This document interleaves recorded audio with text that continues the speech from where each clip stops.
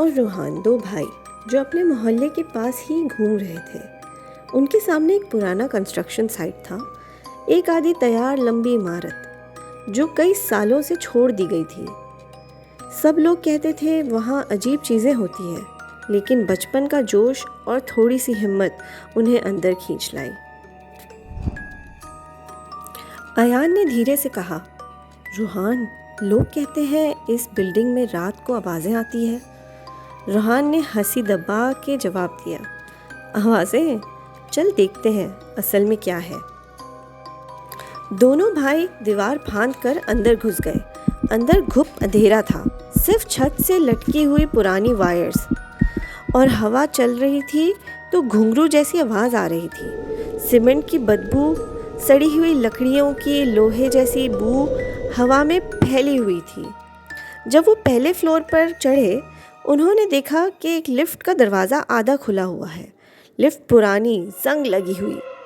अयान ने जल्दी से कहा, चल सीढ़ियों से चलते हैं, मगर रूहान का शैतानी दिमाग, नहीं, चल लिफ्ट ट्राई करते हैं। दोनों लिफ्ट में घुस गए। लिफ्ट के अंदर का शीशा टूटा हुआ था और बटन दबाते हुए दरवाज़ा बंद हो गया। एक अजीब सा करकर जैसी आवाज़ हुई। लिफ्ट झटका खाकर नीचे गिर गई और फिर रुक गई, लेकिन रुकने के बाद उसका दरवाज़ा नहीं खुला। अंदर बहुत अंधेरा था। रूहान ने अपना फ़ोन निकाल के टॉर्च ऑन की और शीशे के टूटे हिस्से में उसे एक चेहरा नज़र आया, सफ़ेद चेहरा बिना आँखों के। रूहान और अयान की चीख निकल गई। अगले ही पल लिफ्ट ज़ोर से हिलने लगी। दोनों भाई ज़ोर लगाने के बाद दरवाज़ा खोलने में कामयाब हो गए। मुश्किल से एक गैप बना और वो दोनों उसमें से निकल गए। जान बचा के वो सीढ़ियों पर भागने लगे।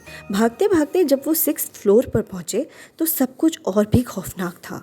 दीवार पर खून के हाथों के निशान, और अचानक पीछे से कदमों की आवाज़, धीरे भारी कदम, जैसे कुछ घसीट रहा हो।